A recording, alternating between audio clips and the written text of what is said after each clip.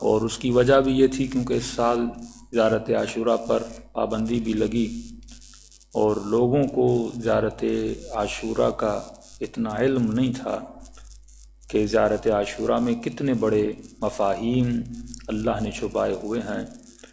تو علماء فرماتے ہیں وہ دعائیں جو ہم شاید تصور بھی نہ کرتے کہ اللہ سے مانگیں، وہ سب کچھ اللہ نے ہمیں زیارت عاشوراء میں عطا کر دیا کہ شاید مانگتے ہوئے بھی بندہ احساس کرتا کہ یہ مانگوں یا نہ مانگوں، کہیں خلاف ادب تو نہیں ہے ایسی چیز مانگنا، لیکن وہ چیزیں ہم نے زیارت عاشوراء میں مانگی ہیں کہ 17 اور 18 مقامات ہیں زیارت عاشوراء کے، کہ اگر ایک مقام بھی اگر بندے کو مل جائے اور ایک مقام کو بھی اگر بندہ سمجھ جائے تو انسان جنتی بن جائے۔ کہ زیارت عاشوراء میں اللہم بہت زیادہ ہے۔ 2 چیزیں زیارت عاشوراء میں بہت ہیں، تھوڑا سا تکرار کروں گا تاکہ ربط موضوع ہو جائے، شاید آپ لوگوں نے وہ مجالس نہ سنی ہو۔ ایک تو زیارت عاشوراء میں ہم نے خدا سے ایک بھی دنیا کی چیز نہیں مانگی، یعنی آپ نے یہ نہیں کہا مجھے بچے دو، آپ نے یہ نہیں کہا مجھے رزق دو، آپ نے دنیا کی کوئی چیز نہیں مانگی۔ جتنے زیارت عاشوراء کے اندر آپ مقامات اللہ سے مانگتے ہیں وہ سارے مقامات روحانی اور اخروی ہیں۔ دوسرا، زیارت عاشوراء میں بندہ بڑی بڑی دعائیں کرتا ہے، مثلا معکم فی الدنیا والآخرہ، اے خدا مجھے معیت اہل بیت عطا کر، اہل بیت کا ساتھ عطا کر، دنیا میں بھی آخرت میں بھی عطا کر۔ یہ بہت بڑی دعا ہے۔ پھر ہم دعا کرتے ہیں محیا یا محیا محمد وآل محمد، اے خدا مجھے وہ زندگی وہ حیات عطا کر جو محمد اور آل محمد کی زندگی ہے، یعنی ایسی زندگی دے جیسی زندگی تم نے علی کو دی، ایسی زندگی دے جیسی زندگی تو نے امام حسن کو دی۔ اب مومن کو حیات محمد پڑھنا ہوگا کہ محمد اور آل محمد کی حیات کیسی تھی اور میں کیسی زندگی مانگ رہا ہوں کہ اے خدا مجھے حیات علی دینا، حیات دشمن علی نہ دینا، مجھے حیات حسین دینا۔ اب ایک حیات حسین کی ہے، مقابلے میں ایک حیات یزید کی ہے، ایک حیات علی کی ہے، ایک حیات امیر شام کی ہے، ایک حیات رسول کی ہے، مقابلے میں ایک حیات ابو سفیان کی ہے۔ مختلف حیاتیں آپ کے سامنے آتی ہیں، تو آپ نے کسی اور کی زندگی نہیں مانگی، آپ نے اگر زندگی مانگی تو پہلے محمد سے لے کر آخری محمد تک کی زندگی مانگی ہے۔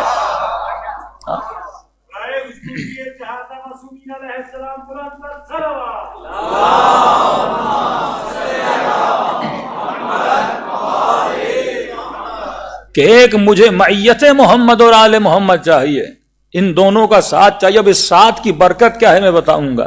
دوسرا، مجھے حیات محمد اور آل محمد چاہیے، ومماتی ممات محمد وآل محمد، اے خدا اگر حیات ان جیسی عطا کر رہے ہو تو پھر موت بھی ان جیسی مجھے عطا کرنا۔ مطلب یہاں پر دعائے شہادت بندہ مانگ رہا ہے کہ خدا جیسی سانسیں اہل بیت کی نکلی تھیں ویسی پرواز میری روح کی ہونی چاہیے۔ مطلب مجھے جہالت کی موت نہیں چاہیے، مجھے علم و عمل کی موت چاہیے، مجھے ہدایت والی موت چاہیے۔ پھر وہاں پر دعا کرتے ہو اے خدا رزقنی البراءہ، مجھے ایک رزق عطا کر۔ آج تک ہم نے اس کو رزق کی صورت میں نہیں دیکھا تھا۔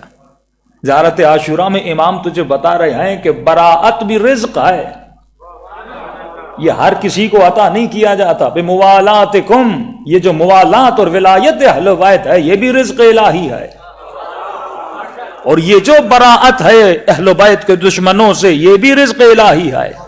کہ علماء فرماتے ہیں اگر بندوں کی آنکھیں کھل جائیں اور دیکھیں کہ فرش عزائے حسین ابن علی پہ کتنے ملائک آئے ہوئے ہیں، کہ یہ سفرہ پروردگار عالم ہے، کہ خدا کہتا ہے جسے جتنا رزق لینا ہے اٹھا کے لے جائے۔ یہ تو بندے کا ظرف بہت چھوٹا ہے، اس کے ظرف کی وجہ سے وہ رزق کم اٹھاتا ہے۔ اگر ظرف پھیل جائے تو اس سفرے سے کوئی سلمان بنے، کوئی محسم تمار بن کے جائے۔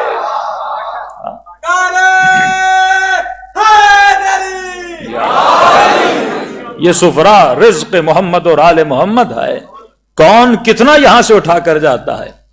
اور دوسری چیز جو زیارت عاشورہ میں سب سے زیادہ ہے، اکرمنی، جتنی ضمیریں ہیں وہ حسین کی طرف پلٹتی ہیں۔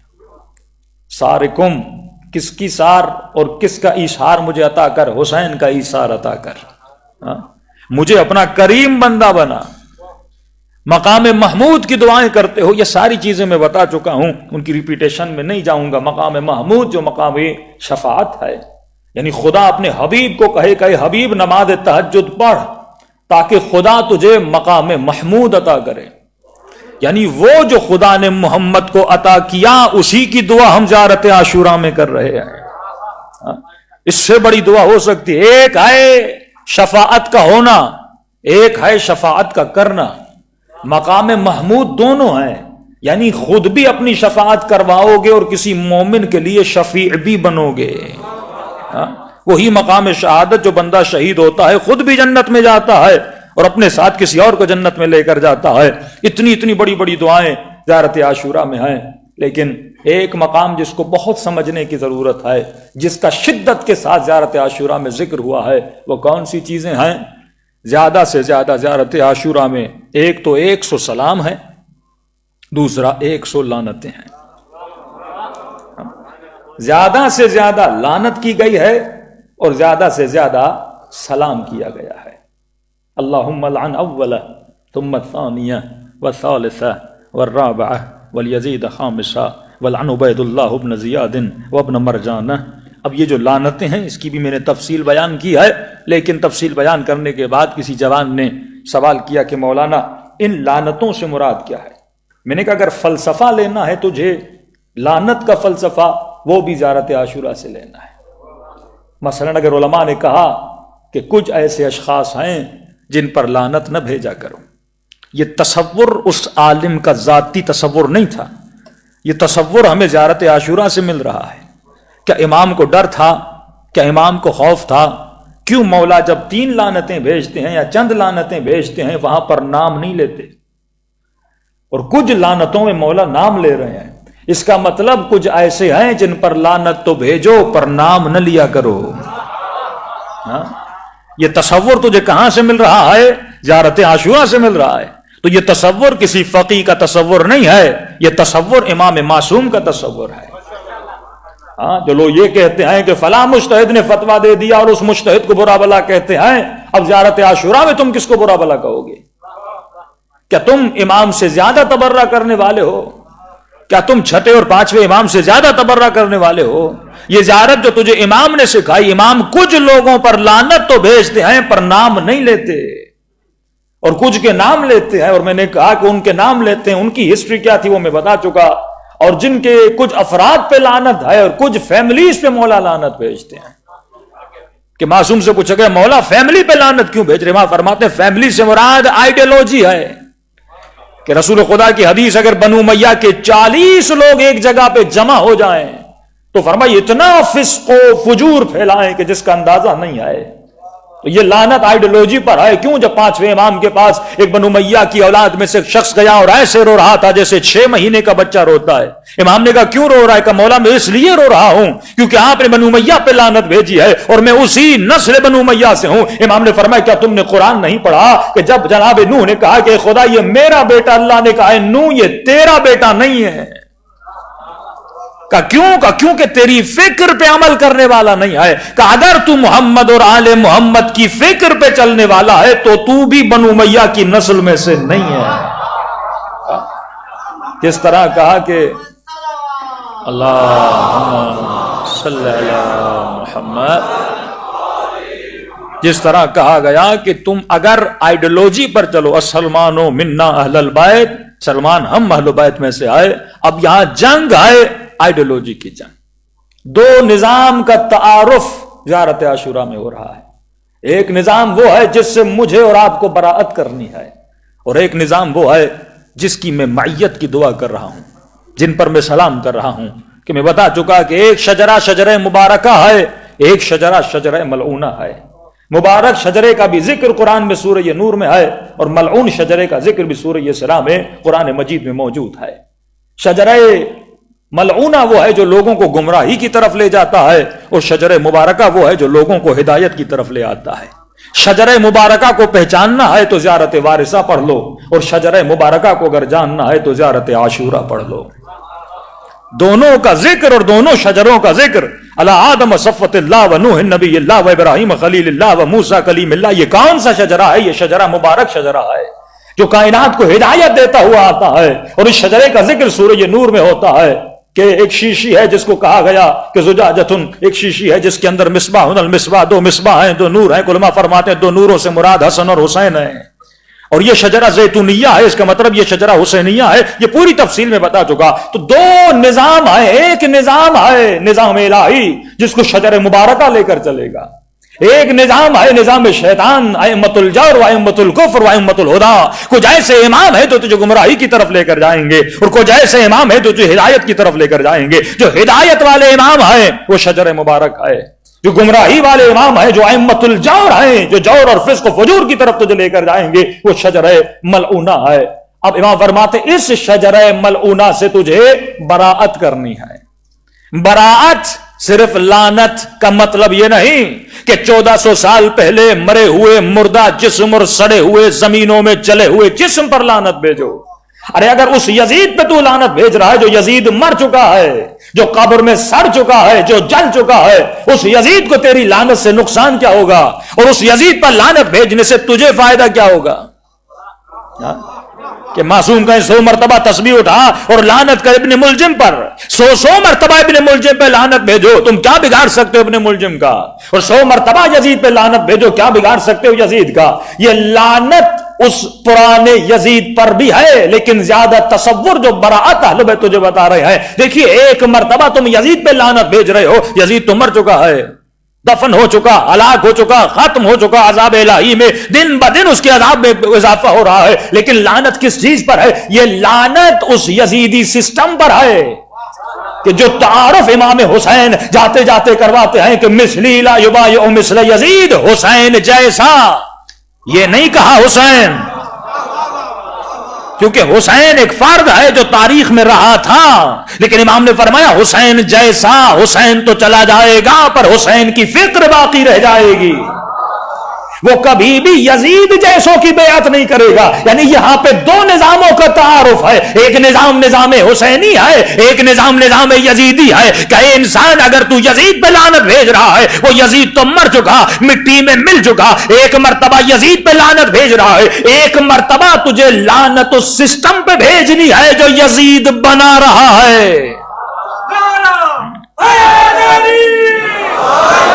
یہاں جنگ اللہ صلی اللہ محمد یہ جنگ دو سسٹموں کی ہے۔ اگر میں یزید پہ لعنت بھیجوں، بھائی وہ تو مر چکا نا، اب وہ یزید قبر سے اٹھ کے میرا کچھ بگاڑ تو نہیں سکتا، ہاں اس کو تو اپنی پڑی ہوگی، وہ قبر سے نکل کے میرا کیا بگاڑے گا؟ لیکن یزید مر چکا، یزید کی فیکٹری تو ابھی تک ہے،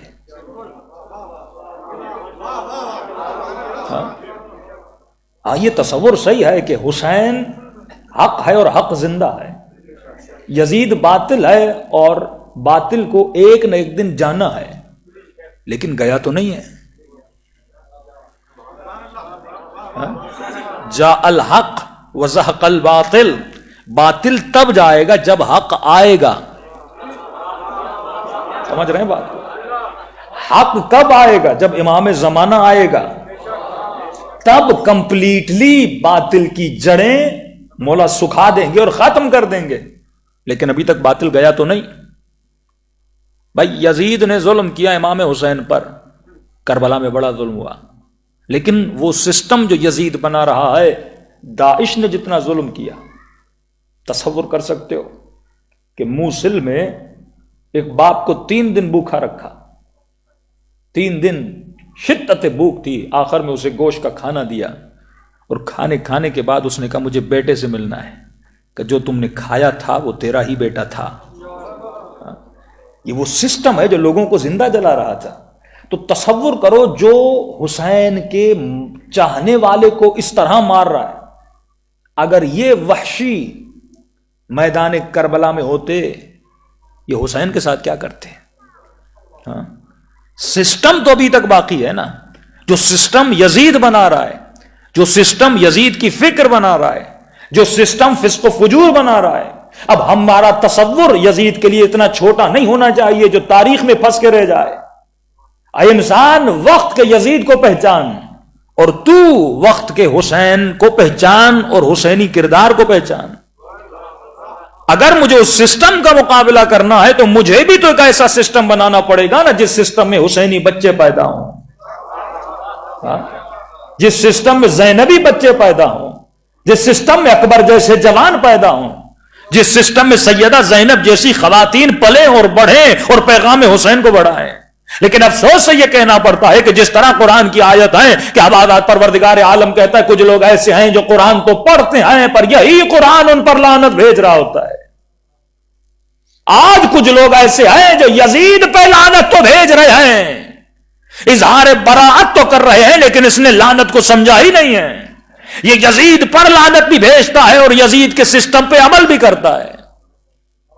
یہ کچھ لوگ ایسے ہیں، یعنی لعنت تو بھیجتے ہیں پر لعنت پلٹ کے انہی کی طرف آتی ہے کہ تو کیسی لعنت بھیج رہا ہے جبکہ تو سسٹم میں یزید میں رہ رہا ہے.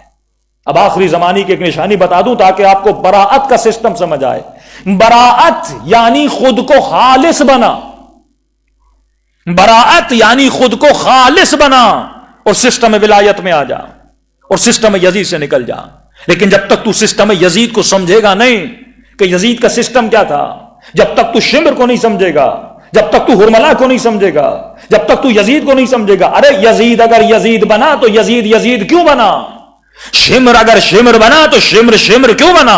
وہ صفت جو شمر کے وجود میں تھی کہ امام فرماتے ہیں ایک تو یہ بڑا حاسد اور حسود تھا، یہ حسد کرتا تھا. دوسرا یہ شمر جو تھا یہ بہت زیادہ تانے دیتا تھا. فرمایا اس کے پتھروں نے ہمیں اتنی تکلیف نہیں دی جتنا اس کے تانوں نے ہم نے تکلیف دی. کہ حسین سجدے کی حالت میں ہے، آخری سانسیں حسین لے رہے ہیں، پھر بھی مولا کے قریب جاتا ہے اور حسین کے کانوں کے قریب کہتا ہے فوج یزید خیموں پہ حملہ کرو، علی کی بیٹیوں کی چادریں چھینو. کہ اس کے تانوں نے ہمیں تباہ و برباد کیا. یہ وہ تانے تھے جو انسان کے جگر کو جلا دیتے تھے. یہ وہ تانے تھے جس نے زینب کو رلایا تھا. یہ وہ تانے تھے جس نے سکینہ کو رلایا تھا.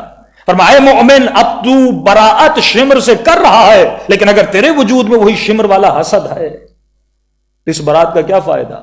علی والا یزید پہ لعنت بھیجے لیکن خود نشے میں مبتلا ہو، خود شراب میں مبتلا ہو. یہ کیسی لعنت ہے کہ میں کر بھی رہا ہوں لیکن اس لعنت سے میں دوری بھی نہیں کر رہا. تو سمجھو یزید ایک پورا سسٹم ہے، ایک ایسا سسٹم جو تمہارے بچوں کو فاسق بناتا ہے، ایک ایسا سسٹم جو تمہارے بچوں کو فاجر بناتا ہے. پر میں آخری زمانے میں اختلاط حق و باطل ہو جائے گا، اور جو ڈیوٹی امام زمانہ کی ہے امام آنے کے بعد کریں گے وہ امام لوگوں کو خالص کریں گے. رسول کے جانے کے بعد اختلاط حق و باطل ہوا، یعنی حق اور باطل مل جائے گا. یہ انسان ایسا سمجھو کہ کچمبر ہوگا ایمان کا اور باطل کا. اس کے اندر نماز بھی ہوگی، روزہ بھی ہوگا، حج بھی ہوگا، حب مال بھی ہوگی، حب جاہ بھی ہوگی، حب شہرت بھی ہوگی. اس کے وجود میں نظام باطل سے محبت بھی ہوگی. یہ حسین کو بھی پسند کرے گا لیکن اس کی مینٹلٹی ویسٹرنائز بھی ہوگی. یہ نظام باطل کو بھی پسند کرے گا، یہ نظام حق کو بھی پسند کرے گا. یعنی اس کے اندر کچھ حقانیت ہوگی اور اس کے اندر کچھ باطل کو پسند کرنا ہوگا. یہ نماز بھی پڑھے گا، یہ حسین کی مجلس میں بھی آئے گا، لیکن مجلس کے بعد یہ اس حق و باطل کی چیزوں کی طرف بھی گرویدہ ہوتا جائے گا، اس کی طرف بھی اس کے وجود میں کھچاؤ پیدا ہوتا جائے گا. کہ فرمایا انسان سورہ فجر پڑھے. میں نے کہا کہ سورہ فجر سورہ حسین ہے. علماء فرماتے سورہ فجر کو سورہ حسین بھی کہہ سکتے ہو. کہ اللہ کہتا ہے کچھ لوگ ایسے ہیں جنہوں نے مال جمع کیا، وعددہ، یہ مال کو جمع کرنا عیب نہیں ہے، لیکن مال کو جمع کر کے تعدد میں لانا، مال کو حد سے زیادہ بڑھانا. ایک گھر اللہ نے دیا ہے اور مال جمع کرو دوسرا گھر بناؤ، اور مال جمع کرو تیسرا گھر بناؤ. واللہ وہ عمرہ، وہ جو سسٹم میں اشراف گری کے اندر رہتے ہیں، جو مال جمع کرنے کے بعد پھر اور وعدد، قرآن کہتا ہے یہ مال تو جمع کرتا ہے، ایک گھر بنایا، دوسرا گھر بنایا، تیسرا گھر بنایا. یہ بالکل ایسے ہے کہ سسٹم یزید پہ لعنت تو بھیج رہا ہے پر خود اسی یزیدی سسٹم میں رہ رہا ہے. اللہ کہتا ہے یہ مال اس نے یہ سوچا تھا کہ اخلد یہ ہمیشہ دنیا میں رہے گا، کہ تیرے لیے ایک گھر کافی نہیں تھا کہ تو گھر پہ گھر بناتا جا رہا ہے. یہ وہی اشراف گری کا سسٹم کہ بہتر سے بہتر کمرہ، بہتر سے بہتر سہولت، اب مجھے برتن بھی سونے کے چاہیے، جو لگژری لائف اسٹائل کا تصور جو سسٹم ہے یزید نے انسان کو دیا کہ چلے جاؤ حسین کی زندگی دیکھو، علی ابن ابی طالب کی زندگی دیکھو کہ ایک مومن کی بیٹی کی شادی ہوتی ہے 40 لاکھ 20 لاکھ 30 لاکھ اس کی بیٹی کی شادی میں خرچہ ہوتا ہے. یہ علی کا چاہنے والا، یہ عمرا اور اشراف گری کے سسٹم کے ماننے والا، جب اس کی بیٹی کی شادی میں 30 لاکھ کا خرچہ ہوتا ہے اور اسی ملک میں، اسی محلے میں، اسی سوسائٹی میں ایسا غریب بھی رہتا ہے جسے بیٹی کو دینے کے لیے جہیز کے پیسے نہیں ہیں، یہ کس سسٹم میں جی رہا ہے؟ نام تو علی کا لے رہا ہے لیکن سسٹم براعت سے ابھی تک اس نے کمپلیٹ براعت نہیں کی، اس نے خود کو کمپلیٹ خالص نہیں بنایا. یہی تو وہ جنگ تھی، یہی تو وہ نعرہ تھا جو علی ابن ابی طالب رسول خدا کے جانے کے بعد فرمایا طلحہ اے زبیر تجھ سے علی کی عدالت برداشت نہیں ہوگی. عبید اللہ ابن عباس کو جب مولا علی کے پاس بیت المال مولا نے دینا چاہا، جتنا بیت المال اسے دیا اتنا اس کے غلام کو دے. علی یہ کیا کر رہے ہو؟ جتنا مجھے دے رہے ہو اتنا میرے غلام کو دے رہے ہو. کہ یہی میرے رسول کی عدالت تھی. میں نے پہلے دن سے تمہیں کہا تھا تمہیں علی کی عدالت پسند نہیں آئے گی. عدالت علی لوگوں کو برداشت نہیں ہوتی تھی. ذرا پڑھو کون سا صحابی کتنا مالدار تھا اور اس 20 سالوں میں 28 سالوں میں اس کے پاس مال کتنا آ گیا، جس میں اتنی تفریق بڑی کہ عجم کا وظیفہ اور تھا، عرب کا وظیفہ اور تھا. بات تو یہاں تک آ گئی جب نبی کی ازواج میں بیت المال کو تقسیم کرنے کی باری آئی، جو بیوی زیادہ جوان تھی اسے زیادہ دیا جاتا تھا، جو بوڑھی تھی اسے کم دیا جاتا تھا. وہ سسٹم انہوں نے بنا لیا جو اشراف گری کا سسٹم تھا، بیت المال کو جمع کرنے کا سسٹم تھا. اسی سسٹم کے خلاف جب علی کھڑے ہوئے تو لوگوں نے علی کو قتل کرنے کی کوشش کی، علی کو شہید کرنے کی کوشش کی. امام فرماتے تو حسین کا ماننے والا ہے اور حسین کا اگر ماننے والا ہے تو اس سسٹم سے براعت کر. جب تک تو اس سسٹم سے کمپلیٹلی باہر نہیں نکلے گا. کون سا سسٹم؟ پہچان یزید کے اندر کون سی صفات تھی. جتنا تو ایمان کے قریب ہوتا جائے گا اتنا خدا تجھے خالص کرتا جائے گا. اور یہ بات یاد رکھنا، جب ان کا قریب جاتا ہے تو پھر خدا کچھ امتحانات بھی لیتا ہے، کیونکہ بندہ ایسے خالص نہیں ہوتا، پہلے اس آگ میں جلنا پڑتا ہے.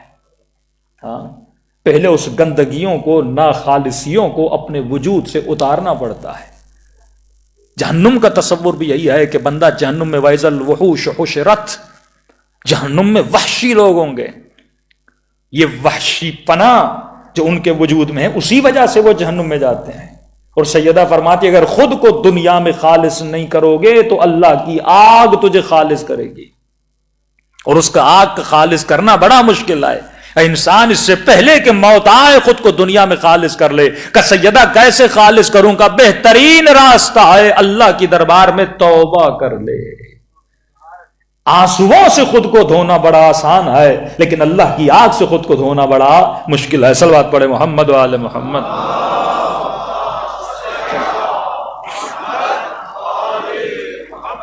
وعجل فرجہم. تو عزیزان محترم، اگر خود کو خالص کرنا ہے، رسول خدا کی ایک حدیث ہے، صلوات پڑھے محمد و آل محمد.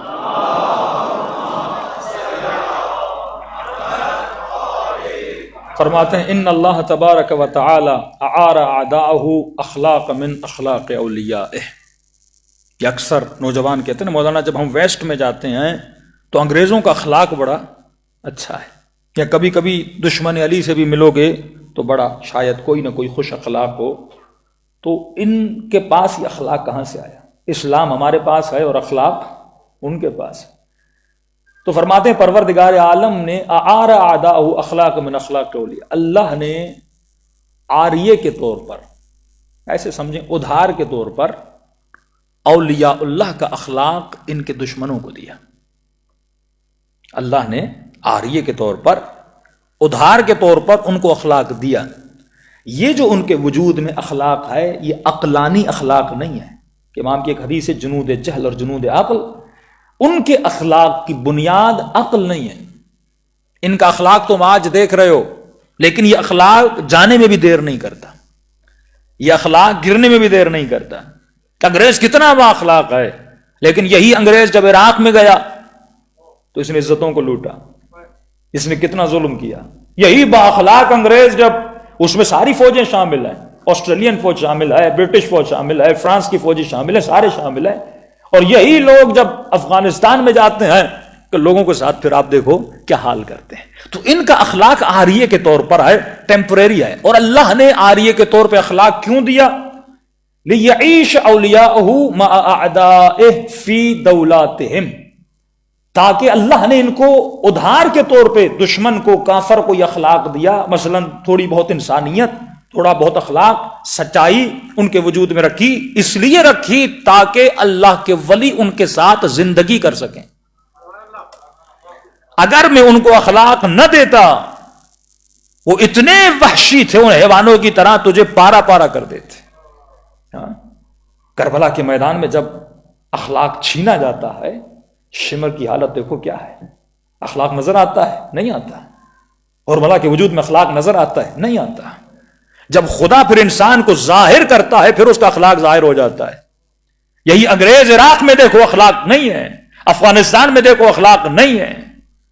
ان کے ظلم کو دیکھ کے بندہ پریشان ہو جاتا ہے. ان کی جیلوں میں چلے جاؤ اور جوانوں کے ساتھ ان کا اخلاق دیکھو، آپ پریشان ہو جائیں گے. میں نے اگر ان کو اخلاق دیا، وہ ابھی تمہارے لیے اخلاق دیا تاکہ اولیاء اللہ، اعداء اللہ کے ساتھ کچھ برس زندگی گزار سکیں، ورنہ یہ تمہیں کچا چبا جاتے، تمہیں نیست و نابود کر دیتے. اگر یہ اخلاق نہ دیتا، ولولا ذلک لما ترکوا ولیا، اگر میں ان کو اخلاق نہ دیتا یہ زمین پر ایک بھی اللہ کے ولی کو نہ چھوڑتے، سب کو قتل کر دیتے. یہ اخلاق میں نے اس لیے ان کو دیا. لیکن ایک دن آئے گا جب ان کا اخلاق ظاہر ہو جائے گا. مثلا انگریز جب مال کے توسط سے بیچ میں آتا ہے، جب ملکوں میں غارت کرنے آتا ہے، کیونکہ اس کے اخلاق کی بنیاد عقل نہیں ہے، اس کے اخلاق کی بنیاد مال ہے. اسے بچپن سے سکھایا گیا، اس کو مال کی لالچ کے طور پہ اخلاق سکھایا گیا. لیکن جو اخلاق علی ہے، جو اخلاق رسول ہے، زمانہ پتھر بھی مارے لیکن رسول گالی نہیں دیتے. 70,000 ممبروں سے مولا علی کو برا بلا کہا گیا لیکن مولا علی نے ایک بھی گالی نہیں دی، کیونکہ علی کا اخلاق عقل والا اخلاق تھا.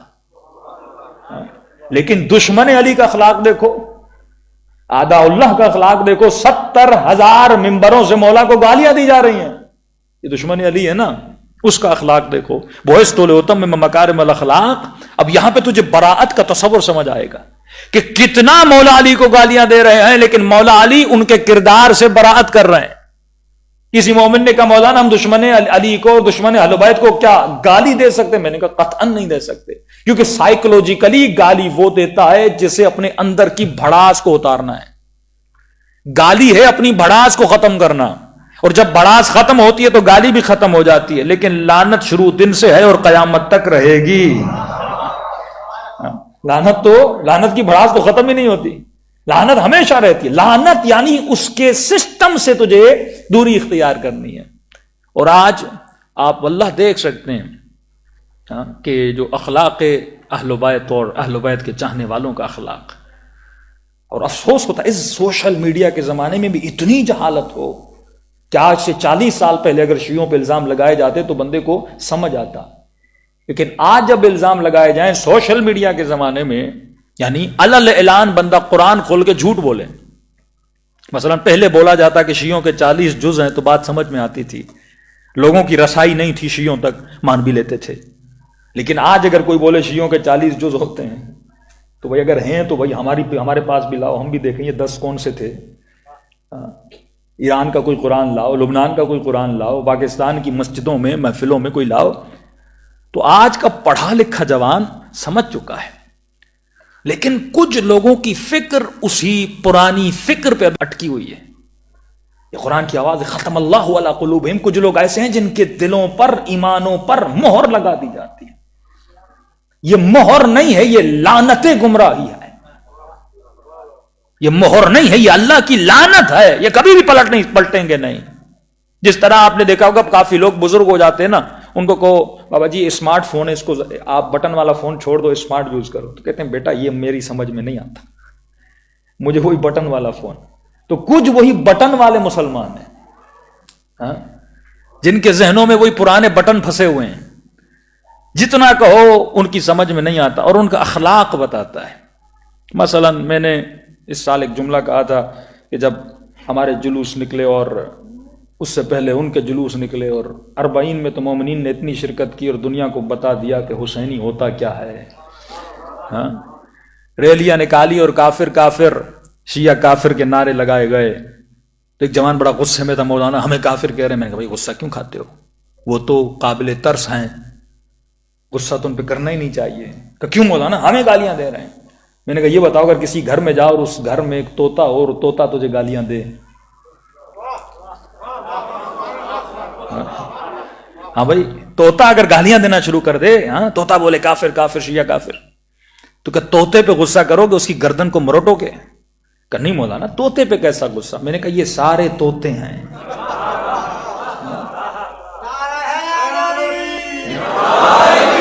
عقل نام شعور نام کی چیز ہے ہی نہیں.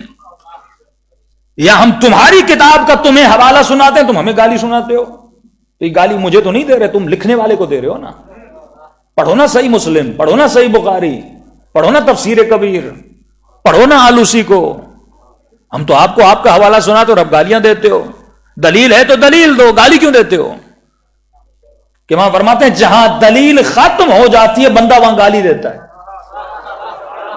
اور فرمایا علی والو تم کبھی بھی گالی نہ دینا کیونکہ تیرے پاس دلیلیں ہی اتنی ہیں، تمہاری پیٹھ دلیلوں سے مضبوط ہے. مسلمان مر جائے گا، تمہارے پاس دلیلیں اتنی ہیں، تمہاری دلیلوں کا جواب نہیں دے سکتا. تو طوطے پہ کیسا غصہ؟ میں نے کہا جتنے کہہ رہے نا کافر کافر، جو سارے طوطے ہیں بندے خدا. یہ اپنے مدرسوں میں طوطے بناتے ہیں، طوطا پروری ہوتی ہے. یہ شعور نہیں دیتے، فہم نہیں دیتے. اور کراچی میں جب کانفرنس ہوئی اس پہ میں نے گفتگو کی تو ایک مولوی آج کر بہت بول رہا ہے ان کا، بار بار کہتا ہے میں ایران گیا ہوں، میں ایران گیا ہوں، میں ایران گیا ہوں. بھائی ایک بار میں تجھے لے کر جاؤں. ابن زیاد حسین کے کپڑے پہن لے، حسین نہیں بنتا.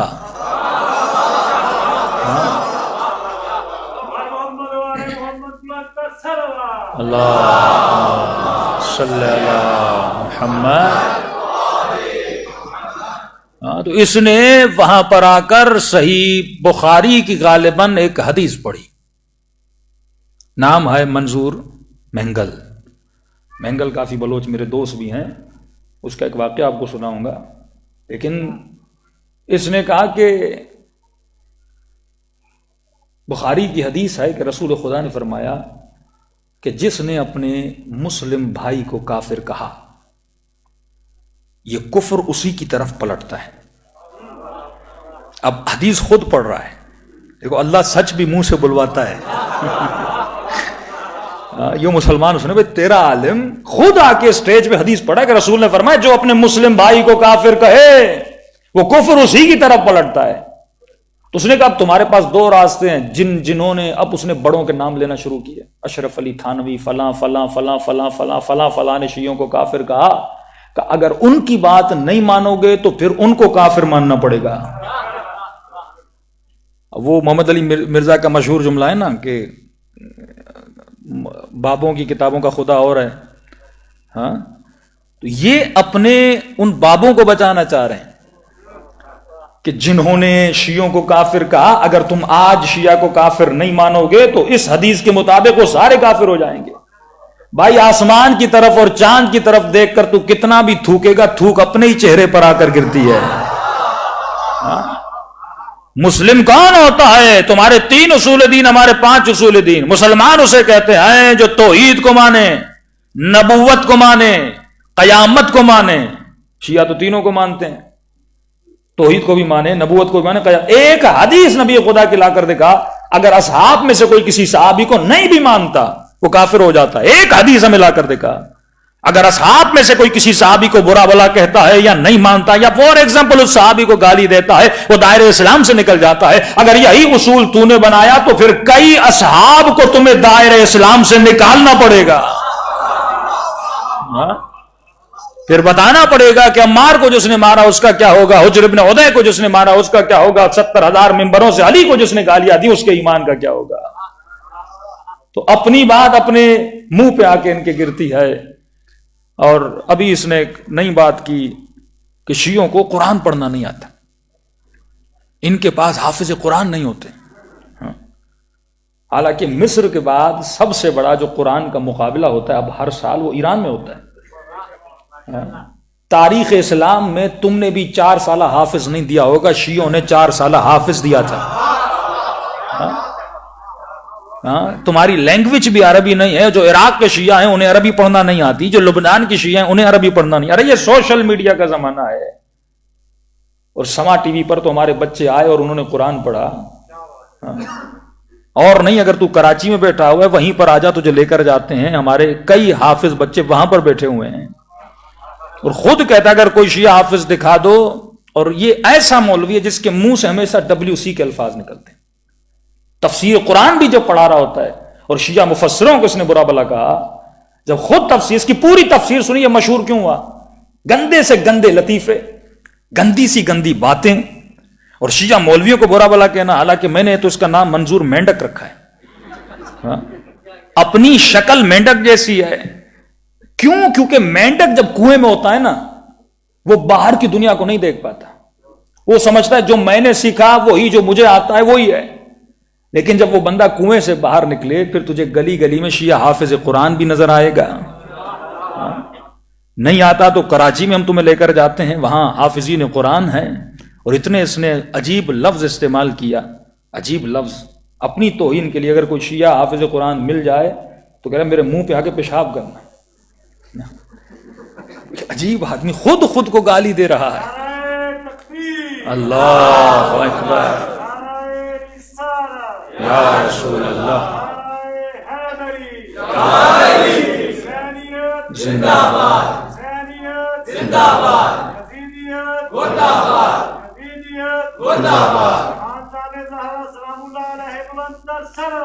اللہم صلی علی محمد. اور نہیں، کراچی کا مدرسہ ہے اور وہیں سائیڈ میں جماران کے بچے ہیں، جو حفظ قرآن کا سلسلہ ہے، وہیں پر چلا جائے تو اسے شیعہ حافظ مل جائیں. ایک سفر ہم نے کیا تھا کوئٹہ سے تفتان کا، تو راستے میں ایک بلوچ ملا تھا ہمیں، اور اس نے کہا کہ بلوچوں میں بڑی اہل بیت کی محبت تھی، لیکن نظام ظلم یہی تو برات ہے نا، کہ اگر تم اپنا سسٹم کریٹ نہیں کرو گے، یہ سسٹم تمہارے بچوں کو تباہ کر دے گا. تمہیں اس سسٹم کے مقابلے میں ایک سسٹم بنانا ہے. اگر نہیں بناؤ گے، یہ گمراہی اتنی پھیلا دیں گے کہ تمہاری نسلیں تباہ و برباد ہو جائیں گی. وہ بلوچ جو اہل بیت سے محبت کریں، ہر 20 کلومیٹر پہ انہوں نے ایک مدرسہ کھولا. کیونکہ وہاں ابھی تک میڈیا اتنی زور اور شور سے نہیں پہنچا، ٹی وی بھی وہاں پر اتنی نہیں پہنچی. وہی فکر کہ اس دن برما کا کسی مولانا کا فون آیا کہ مولانا یہ ہمارا برما میں بھی ان لوگوں نے جینا حرام کیا ہے. کہ وہاں جاتے ہیں، ان کو کہتے ہیں کہ اگر ایک ہی دکان، مثلا ایک چائے کا دکان شیعہ کا ہے اور ایک بدھسٹ کا ہے، تو تم بدھسٹ کے دکان سے چائے پی سکتے ہو، شیعہ کے دکان سے نہیں پی سکتے. کہہ رہا مجھے کتاب چھپوانی ہے، میں جاتا ہوں اپنے مسلمانوں کے پاس کہ بھائی کتاب چھاپنی، کہتے تم رافضی شیعہ ہو، ہم تمہاری کتاب نہیں چھاپیں گے.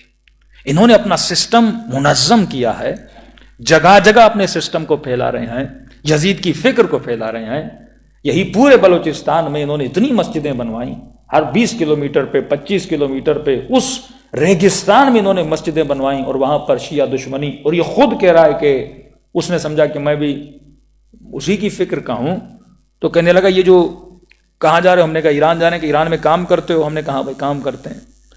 کہا کہ یہ جو بس آئی تھی نا شیعوں کی، اس بس کو میرے گاؤں کے لوگوں نے بلاسٹ کیا تھا، 2 بسیں مومنین کی شہید کر دیا گیا. میں نے کہا کیوں؟ انسان کو تم نے کیوں مارا؟ کیا قرآن نہیں پڑھا؟ من قتل نفسا بغیر نفس او فساد فی الارض فکأنما قتل الناس واذا الوحوش. یہ وہی وحشی پناہ ہے. جب اس سسٹم میں بندہ چلا جاتا ہے تو یہ سسٹم انسان کو وحشی بناتا ہے. یزید کا سسٹم انسان کو ظالم بناتا ہے. تبھی فرمایا اگر دنیا علی کی محبت پہ جمع ہو جاتی، خدا کبھی جہنم نہ بناتا. آپ ایک جگہ دکھاؤ جہاں شیعوں نے قتل کیا ہو، شیعوں نے ظلم کیا ہو. شیعہ نے ہمیشہ اپنا دفاع کیا. اگر شام میں امریکہ آیا تو ہم نے دفاع کیا، لبنان میں امریکہ آیا تو ہم نے دفاع کیا، عراق میں امریکہ آیا تو ہم نے دفاع کیا. 8 سال ایران سے جنگ ہوئی, ایران نے کبھی صدام پہ حملہ نہیں کیا, صدام نے حملہ کیا تو شیعوں نے دفاع کیا. یہی صورتحال یمن میں تھی. تم ایک بھی کنٹری نہیں دکھا سکتے جس پہ شیعوں نے حملہ کیا. فرمایا اسی طرح جب سسٹم حق میں رہتے ہو, تمہارا بس کام ہے حق میں رہنا, اور جب تم اپنے حق میں ثبات قدم رہو گے, خدا خود باطل کو ظاہر کرے گا. آپ حق پر رہے, آپ نے کچھ بھی ہو گیا, آپ نے اسرائیل کو تسلیم نہیں کیا. وہ لبنان کا شیعہ ہو, وہ ایران کا شیعہ ہو, وہ پاکستان کا شیعہ ہو, ہم نے کبھی بھی کہا کچھ بھی ہو جائے ہم اسرائیل کو تسلیم نہیں کریں گے. اور آپ دیکھیں جو عرب ظاہراً اسرائیل کے مخالف تھے, جب آپ ڈٹ کے کھڑے ہو گئے وہ عرب ظاہر ہونا شروع ہو گئے. یہ سسٹم برات ہے نا. جب آپ کمپلیٹ برات کرتے ہو نا اس کے نظام سے, جو جھوٹے اس کے بیچ میں چھپے ہوئے ہیں نا وہ ظاہر ہو جاتے ہیں. عمان ظاہر ہو گیا, ابو ظبی ظاہر ہو گیا, سعودی عرب ظاہر ہو گیا. اب ان کے پاس کوئی لیڈر نہیں ہے, یہ ناز کریں تو کس پہ کریں. اب تو سعودی عرب بھی خراب ہو گیا, اب ترکی کے ترانے پڑھے جا رہے ہیں کیونکہ کوئی لیڈر ہے ہی نہیں نا. یہ کس کے پیچھے لگے؟ تو ابھی نیا سسٹم, نئی حکومت, نیا لیڈر لایا جا رہا ہے اور تغل کے نام سے. ہاں بھائی, ڈرامے دکھا دکھا کے لوگوں کے برین کو واش کیا جا رہا ہے. یہ ڈرامے کا مین مقصد کیا ہے کہ آپ کے دل میں حکومت عثمانیہ کی محبت بڑھے, آپ کے دل میں نظام ترکی کی محبت بڑھے. آپ چاہو گے نہیں چاہو گے, جب یہ ڈرامہ دیکھو گے آپ کے سب کانشیس میں عثمانیہ کی محبت چلی جائے گی. اور وہ عثمانیہ جس نے شیعوں پر ظلم کیا, جس نے فاطمی حکومتوں کو گرایا, جس نے مصر میں فاطمی حکومت کو گرایا, جس نے سینکڑوں کی تعداد میں شیعوں کے کتاب خانوں کو جلایا. اب آپ یہ ڈرامے دیکھیں گے آپ کے دل میں کیا ہو جائے گا؟ آپ کے سب کانشیس میں محبت چلی جائے گی. کوئی فلم آپ دیکھتے ہو اس کا سسٹم آپ کے ذہن میں چلا جاتا ہے, آپ تصور بھی نہیں کر سکتے یہ میرے وجود پہ کتنا امپیکٹ رکھتی ہے. بڑے سائیکولوجسٹ ڈرامے کو بنانے کے اوپر بیٹھتے ہیں اور نسلوں کو تباہ کر دیتے ہیں صرف ایک ڈرامے کے دیکھنے سے. یہ امت اور یہ مسلم اور یہ شیعہ, اس نے کب جناب مختار کو پہچانا تھا؟ لیکن جب اس نے ڈرامہ دیکھا تو مختار کو پہچاننا شروع کیا نا. امام رضا کا فلم دیکھا, ڈرامہ دیکھا, امام رضا کی معرفت آئی نا. تو یہ ڈرامہ آپ کے وجود میں کیا رکھتا ہے؟ اثر رکھتا ہے.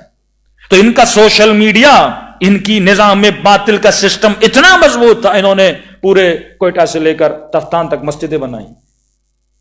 تو یہ کہتا ہے کہ ہم نے ان کو مارا. میں نے کہا کیوں مارا؟ بچے بھی تھے, جوان بھی تھے, کلمہ گو تھے, مسلمان تھے, کیوں مارا؟ کہ نہیں جب ان کو مارا نا ان سب کے پاؤں پہ نا خلفاء کے نام لکھے تھے.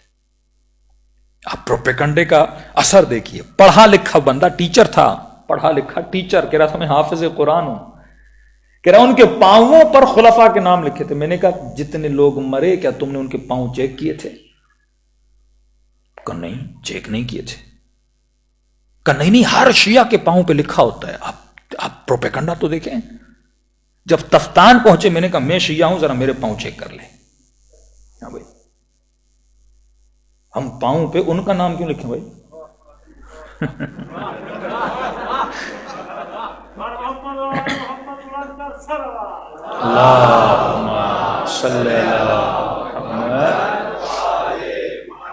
تو میں نے کہا آپ نے دیکھا کہ نہیں؟ میں نے دیکھا نہیں. میں نے کہا پھر قرآن کی تم نے آیت نہیں پڑھی؟ اگر کوئی خبر لے کر آئے تحقیق تو کرو, سچا ہے یا جھوٹا ہے.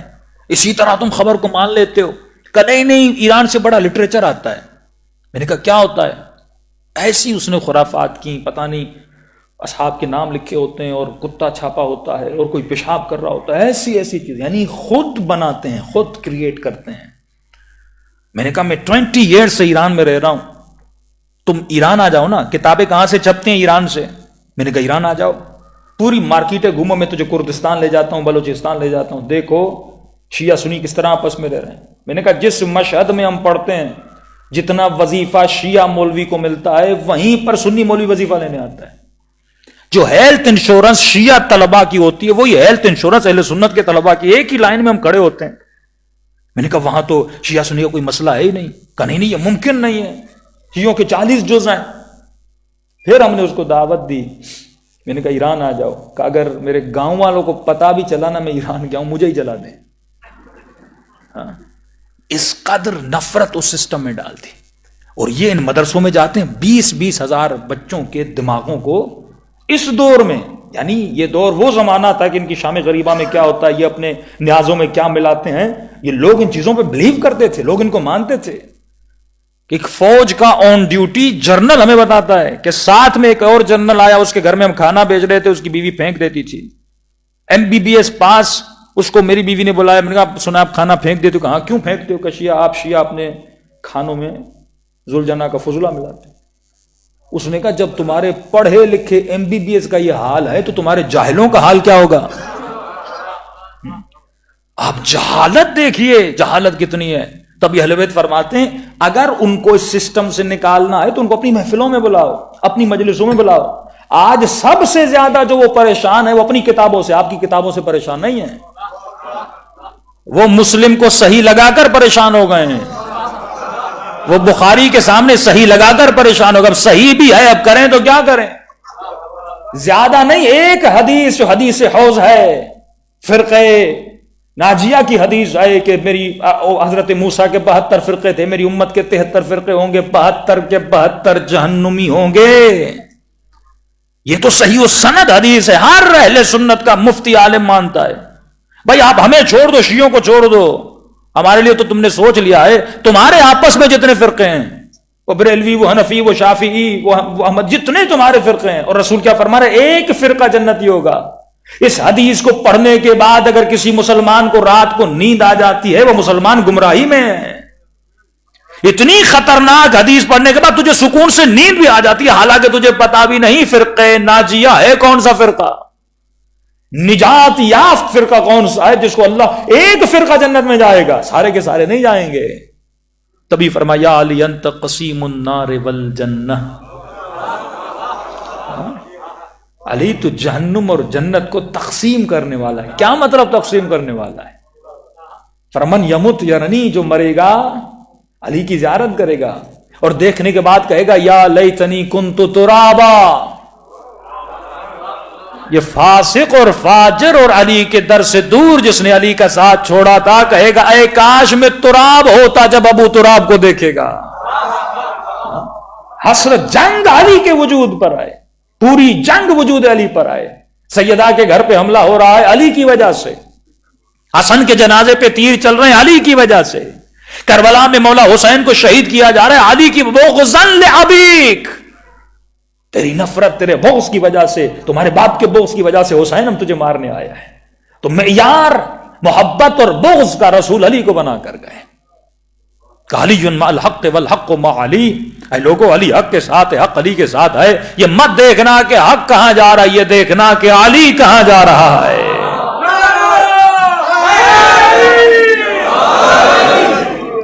تو جہاں علی جائے گا وہاں حق جائے گا۔ تبھی فرمایا وَإِذَا الْمَوْعُودَةُ سُئِلَتْ، احادیث میں ہے یہ موعودہ وَإِذَا الْمَوَدَّةُ سُئِلَتْ ہے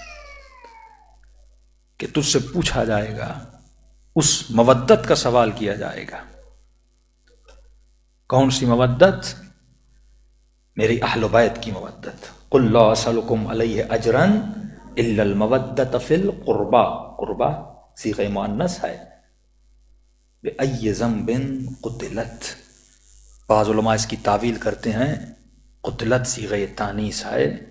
اس مودت کا سوال کیا جائے گا جو سیدہ کی مودت، جو فاطمۃ الزہرا کی مودت، اللہم صلی علی محمد۔ اور سوال کیا جائے گا بِأَيِّ ذَنبٍ قُتِلَتْ، میری بیٹی کا گناہ کیا تھا، ہاں کہ اس کے اوپر آگ کا دروازہ گرا دیا گیا۔ اے مسلمان، تم نے آل رسول سے، کئی لوگ سوال کرتے ہیں کیسے ممکن ہے سیدہ کے گھر کو آگ لگ جاتی، کیسے ممکن ہے کہ نبی کی بیٹی کی اتنی بے احترامی ہوتی۔ آج تو خود مان لیا نا کہ بیٹی دربار میں گئی تھی، حق مانگا تھا، کیونکہ اس کا اختلاف اور اس سے انکار کوئی مسلمان کر نہیں سکتا۔ اور آج اس بے احترامی پہ اتر آئے اور کہنے لگے کہ یہ بی بی خطا پر تھیں، کیونکہ ایک ہی بندہ خطا پہ ہو سکتا ہے، سیدھی سیدھی بات ہے۔ دو دعوے دار ہیں نا، سیدہ کہہ رہی ہیں کہ میرے بابا مجھے دے کر گئے ہیں، مقابلے والا کہہ رہا ہے کہ نہیں ہے، خطا پہ ایک ہی ہو سکتا ہے نا، دو تو نہیں ہو سکتے۔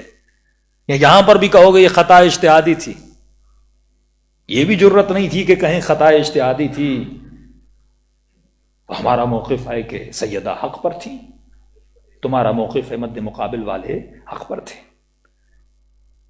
وہ حق پر ہو سکتے ہیں جنہوں نے 40 سال کے بعد اسلام لایا اور جس نے رسالت کی گود میں علم میں پرورش پائی. انہی چیزوں کا امت سے سوال کیا جائے گا کہ اے مسلمانوں. فرمائے جب سیدہ زینب بھی پیدا ہوئی نا، بیوی کے لیے تو رسول نے کہہ دیا تھا، یہاں تک جب جناب زینب پیدا ہوئی، مولا علی کی بیٹی جناب زینب، رسول نے فرمایا مسجد میں ممبر پر بیٹھے تھے، علی اپنی بیٹی کو لے کر مولا علی لے کر گئے. رسول خدا نے گود میں لی، مجمع کو دیکھ کر کہا کہ اے میری امت، میری اس بیٹی کا احترام کرنا. کیوں کہہ رہے ہیں؟ میری اس بیٹی کا حیا کرنا. بغض اہل بیت آج آپ کو آشکار نظر آ رہا ہے. میں کہتا ہوں کچھ نہیں، زیادہ نہیں، 10 منٹ سوشل میڈیا کے لیے نکالو، 10 منٹس فار یور امام. اپنے دین، اپنے مذہب، اپنے عقیدے کے لیے 10 منٹ نکالو. وہ کتابیں، وہ حوالے، آج ہسٹری کو عیاں کرو کہ ہسٹری تھی کیا. انشاءاللہ کل کی مجالس میں زیادہ گفتگو کروں گا. بہت سارے بہتان اور الزامات لگے ہیں اہل بیت پر، اور اسپیشلی مولا علی پر، کہ فاطمہ بضعۃ منی، یہ بیٹی میری جگر کا ٹکڑا ہے. من آزاہا فقط آزانی، جس نے اس کو تکلیف دی اس نے مجھے تکلیف دی. اور آج ان کا ایک مولوی کہتا ہے یہ تکلیف علی نے دی تھی. علی ابو جہل کی بیٹی سے شادی کر رہے تھے، سیدہ نے جا کے شکایت کی. اس وقت رسول نے کہا کہ جس نے میری بیٹی کو تکلیف دی. یعنی پوری کوشش ہے کہ حق کو چھپایا جائے، پوری کچھ بھی ہو جائے. اگر علی کی توہین ہوتی ہے تو ہو جائے، سیدہ کی توہین ہوتی ہے ہو جائے، رسول کی توہین ہوتی ہے تو ہو جائے. یعنی نبی بیٹی کی محبت میں فار ایگزامپل اگر لگا دیں علی شادی کر رہے تھے، فار ایگزامپل کہہ رہا ہوں، نبی بیٹی کی محبت میں کہیں گے کہ علی شادی نہ کرو، جس کا حکم قرآن میں ہے. ایک راوی اس کا نقل کرنے والا، ایک راوی، اور اس نے کب نقل کیا وہ مقام بھی دیکھو. عبداللہ ابن زبیر کا ماننے والا جو دشمن اہل بیت تھا، اور جب جس نے اس نے حدیث نقل کی اس کی اس وقت عمر تھی 6 یا 8 سال.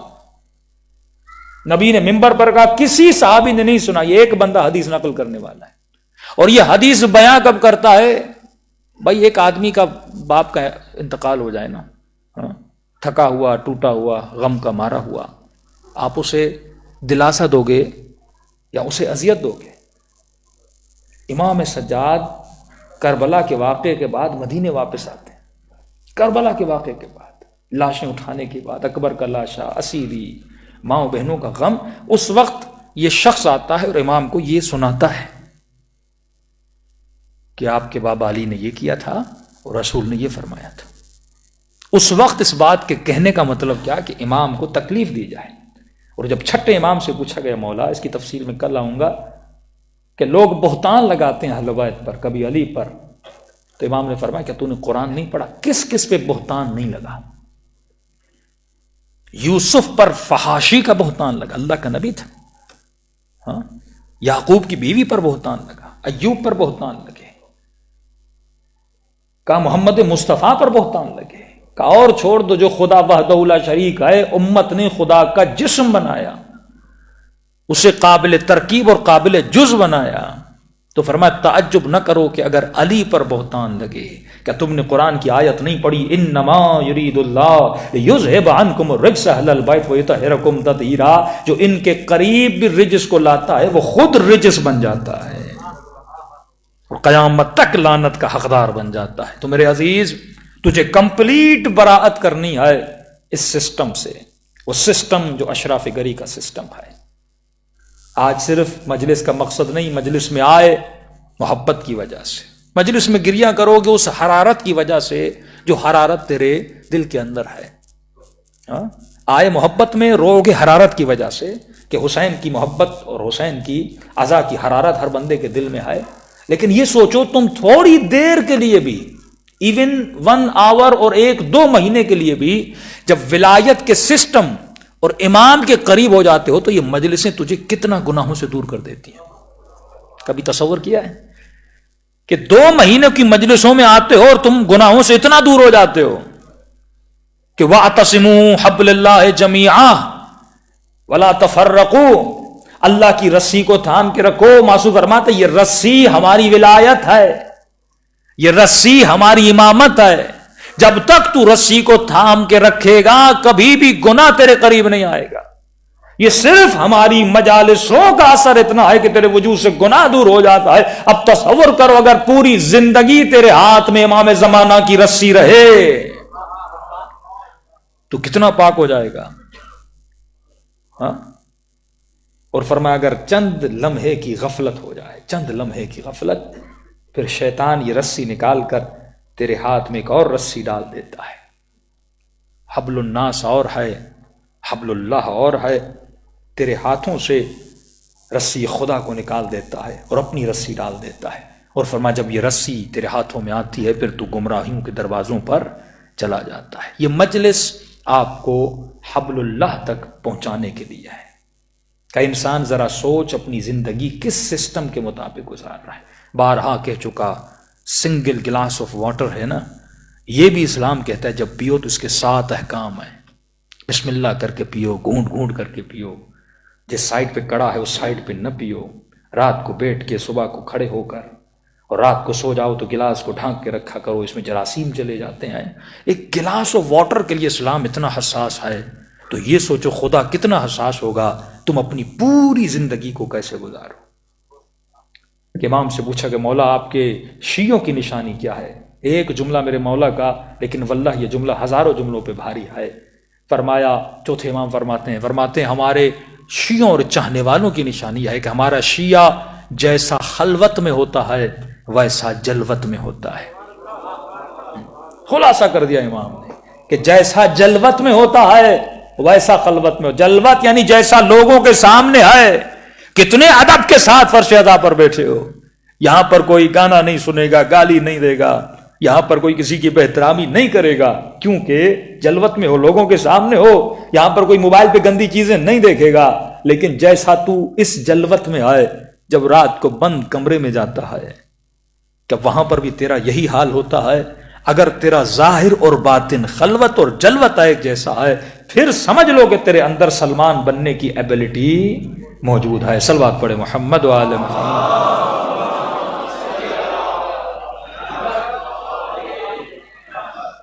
فرمایا کہ اے مومن, اس کائنات کے مختلف نشے ہیں, نشوں سے بچو.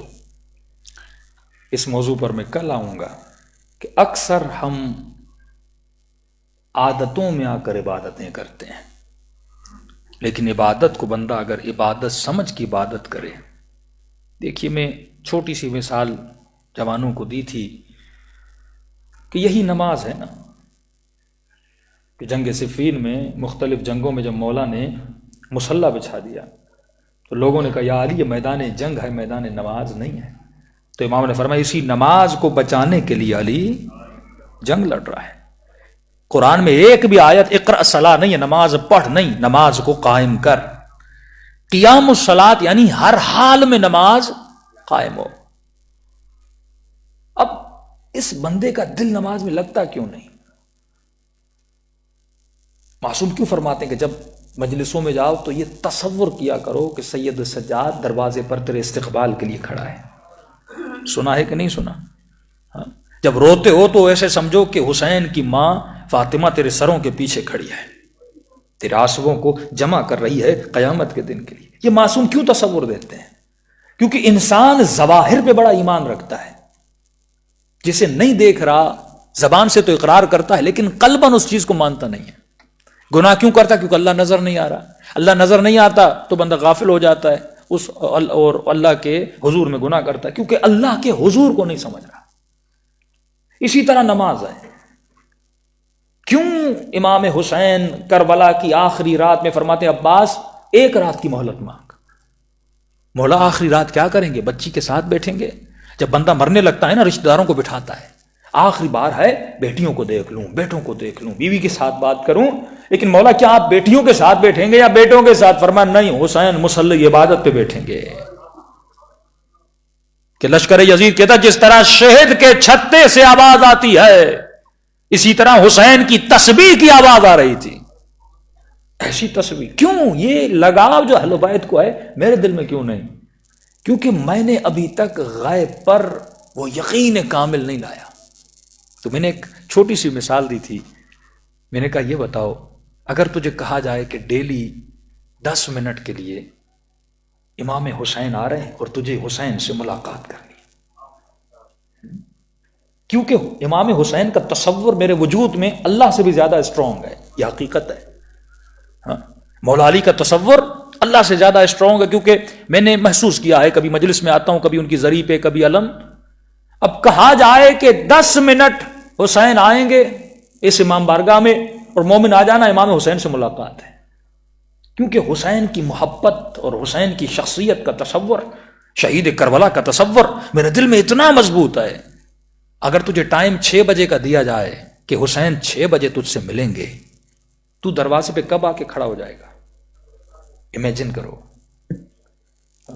شاید کوئی مومن ایک دن پہلے ہی آ جائے، شاید کچھ کئی گھنٹے بعد پہلے آ جائے، تاکہ مجھے امام حسین سے 10 منٹ کے لیے بات کر شرف ملے گا، اور کہے ڈیلی آنا حسین، ڈیلی 10 منٹ اس سے بات کریں گے. اب تم نے امیجن کیا کہ کیا محبت ہے امام حسین کی. اب سمجھو کہ اہل بیت مصلی پہ سب سے پہلے کیوں جاتے تھے، اور جب حسین سے ملنے آؤ گے کیسے آؤ گے؟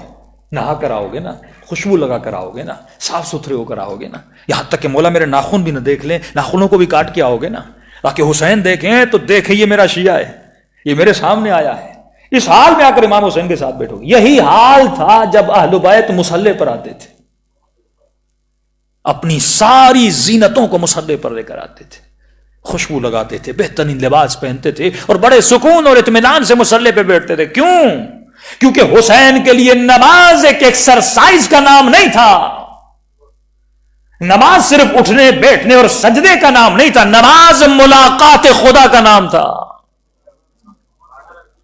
اس لذت کے ساتھ مصلی پہ، کیونکہ یقین تھا کہ میں مصلی پر اللہ سے باتیں کر رہا ہوں، یہ سورہ حمد جو زبان سے ادا کر رہا ہوں، یہ کلمات میرے پروردگار عالم کے کلمات ہیں، لیکن میری نماز جسٹ ایکسرسائز ہے.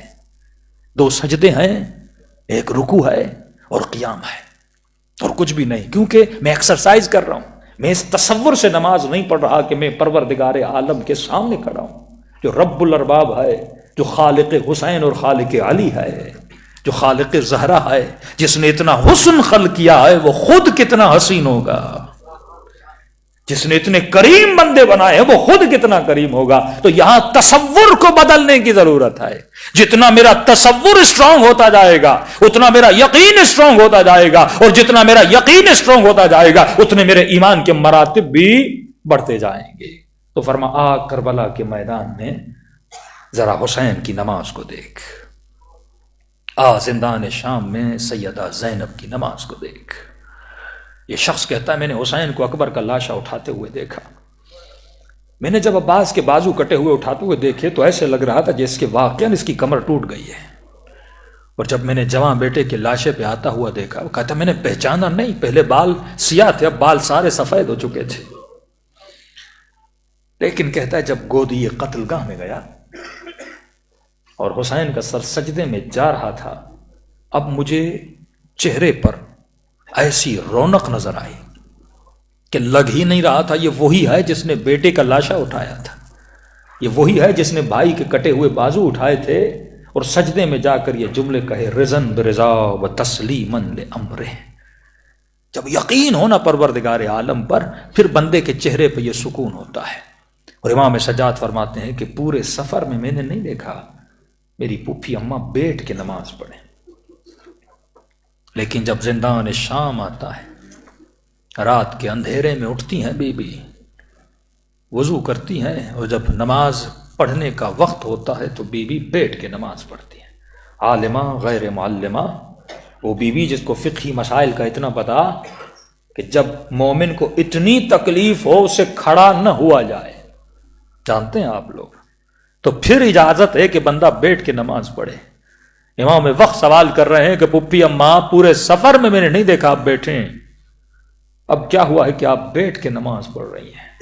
فرمایا سجاد میرے لال، زندان میں کھانا بہت کم آتا ہے،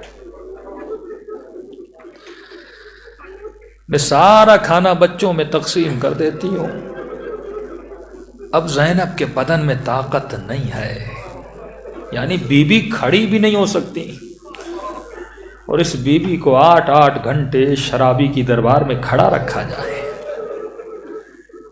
ایک بہت بڑی آئیڈیالوجی اور سسٹم کے لیے اہل بیت نے قربانی دی۔ سوال یہ ہے اس نظام میں علی اور نظام میں زینب کو میں نے کتنا بچایا؟ کہ مومن حسین کی مجلس میں اس سفرہ حسین سے تھوڑا نور اور معرفت لے کر جا۔ امام فرماتے جوان سے پوچھو زندگی کیسے گزری، کہے گا خواب کی طرح۔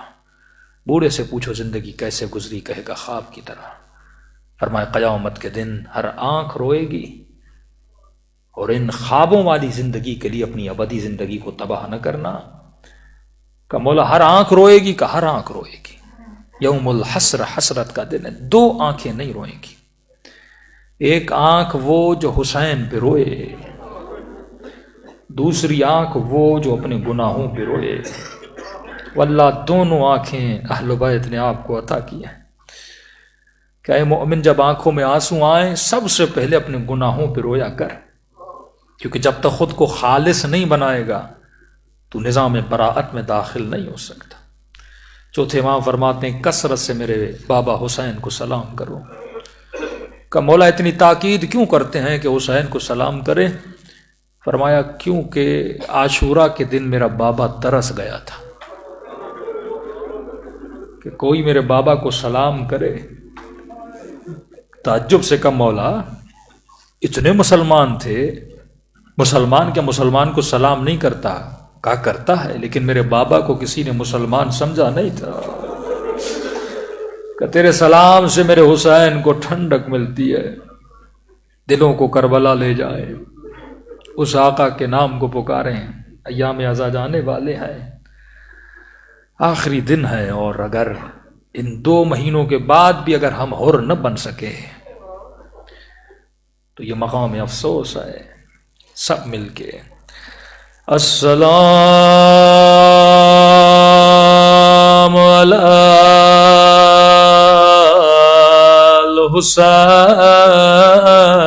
الحسین وعلی علی ابن الحسین وعلی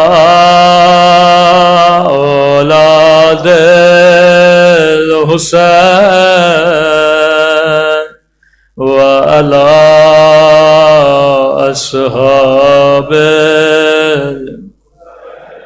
بلند آواز سے السلام علی الحسین وعلی علی ابن الحسین وعلی اولاد الحسین وعلی اصحاب، بلند آواز سے السلام علی الحسین وعلی علی ابن الحسین وعلی اولاد وعلی اصحاب، میرا سلام ہو زینب کی لٹی ہوئی چادر پہ،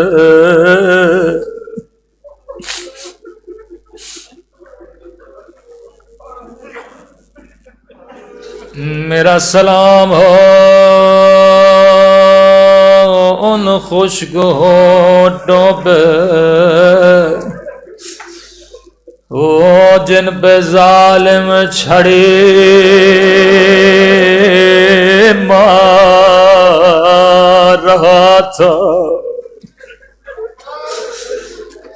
یہ امام زمانہ کے اپنی زبان سے بیاں کردہ مصائب، زیارت ناہیہ نوحہ ہے امام زمانہ کا۔ فرمایا میرا سلام ان کلائیوں پہ جن میں رسیاں بندھی تھی، میرا سلام ہو ان رخساروں پہ جن کا رنگ بدلتا رہا،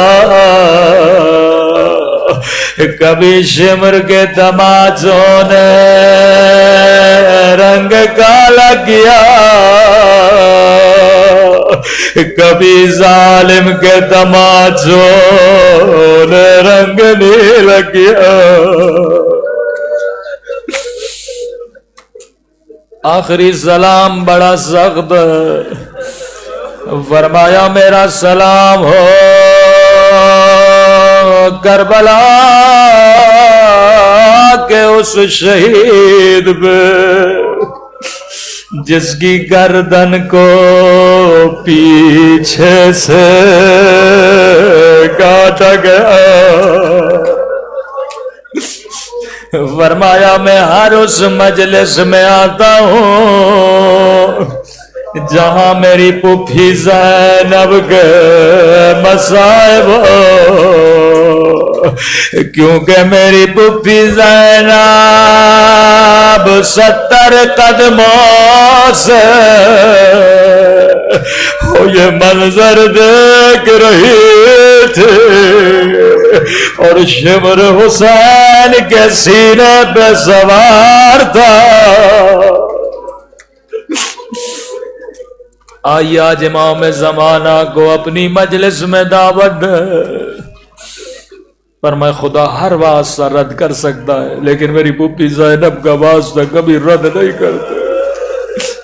ام المصائب بی بی زینب، یہ وہی زینب جب مولا علی کی حکومت تھی، قافلہ پہنچا، امام نے کہا حسن رات ہونے دو، بازاریں بند ہونے دو، لوگوں کو گھر جانے دو، پھر میری بیٹی زینب کو لانا۔ لیکن جب شام میں قافلہ رات کو پہنچا، ظالموں نے کہا دن ہونے دو، بازاروں کو کھلنے دو، او مجمع جمع ہونے دو، پھر علی کی بیٹی کو لانا۔ مجھے نہیں معلوم امام سجاد پہ کیا گزرے، لیکن صرف مسلمانوں نے پتھر نہیں مارے۔ فرمایا صبح ہوئی، ابھی قافلے کو روکا ہوا ہے کہ نہیں بازار بھرنے دو، اللہ آپ سب کو شام بھیجے، ذرا دیکھنا بازار سے دربار کا سفر کتنا ہے، زیادہ سے زیادہ 12 منٹ 13 منٹ، لیکن اس سفر کو زینب نے 8 گھنٹوں میں طے کیا۔ اتنی لوگوں کی بھیڑ تھی، کوئی پتھر مارتا تھا، کہتا تھا اسے مارو یہ باغی کی بہن ہے۔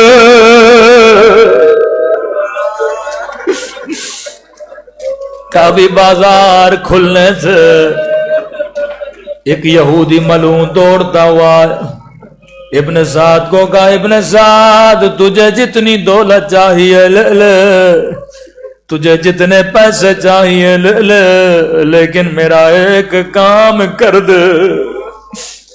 کہ کون سا کام؟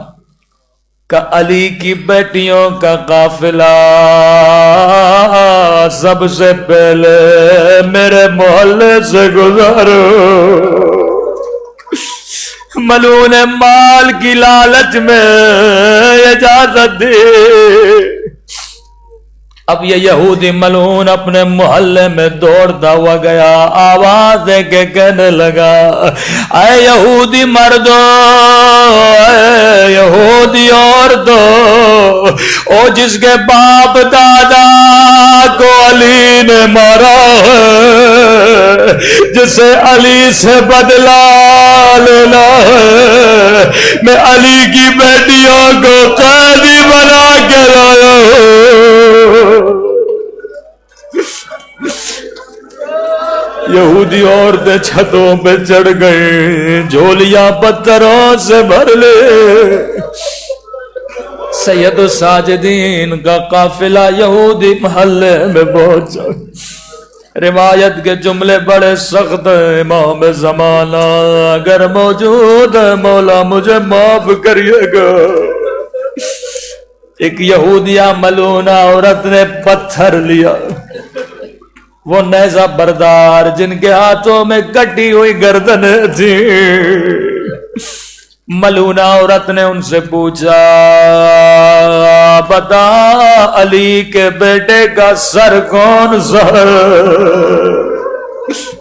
خولی نے کہا یہ حسین ابن علی کا سر۔ ملونہ نے سونے کا ہار اتارا، خولی کے قدموں میں پھینکا، کہا ذرا میرے قریب آ، میں نہیں چاہتی میرا پتھر کسی اور کو لگے۔ یہ ملو قریب ہو، یہ منظر سکینہ دیکھ رہی ہے، یہ منظر زینب دیکھ رہی ہے۔ ایک مرتبہ ملونہ کا ہاتھ اوپر گیا، یہاں ہاتھ کا نیچے آنا تھا، اور حسین کے سر سے خون جاری ہوا۔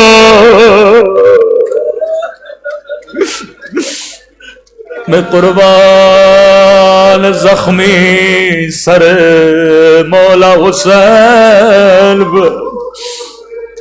جیسے اس نے پتھر مارا ایک اور یہودی ملونہ عورت نے پتھر لیا، کہتی ہے تو نے بھائی کو مارا ہے، میں بہن کو ماروں۔ ایک مرتبہ زینب کا نشانہ لیا، بی بی زینب خاموش ہے لیکن اپنی نگاہوں سے اسے دیکھ بھی رہی ہے، اپنا سر بھی اٹھایا ہوا ہے، گویا کہہ رہی ہے مارو مارو، او مجھ زینب کو بھی مارو، جب میرے حسین کو مارا ہے مجھے بھی مارو۔ یہاں ملونہ کا ہاتھ اوپر گیا، اور جیسے ہاتھ نیچے آیا او زینب کے سر سے خون جاری ہوا۔ سجاد کی فریاد بلند ہوئی، واہ حسین واہ عباس واہ زینب، الا لعنت اللہ علی القوم الظالمین۔ پروردگارا تجھے سیدہ زینب اور امام حسین کے زخمی سر کا واسطہ، ہمارے مولا اور آقا امام زمانہ کا ظہور فرما، ہم سب کو مولا کے آوان اور انصار میں شریک فرما، ہم سب کے صغیرہ کبیرہ گناہ معاف فرما، ہم سب کو سیرت اہل بیت پر چلنے کی توفیق نصیب فرما۔ کافی مومنین نے التماس سے دعا کہا، پروردگارہ ایک مومن کینسر کے مرض میں مبتلا، بحق بی بی سکینہ خدایا ان کو شفاء کاملہ عاجلہ نصیب فرما، جنہوں نے التماس سے دعا کا ان کی دعاؤں کو قبول فرما، جن کے مرحومین اس دنیا سے جا چکے ہیں خدایا ان کے درجات کو بلند فرما۔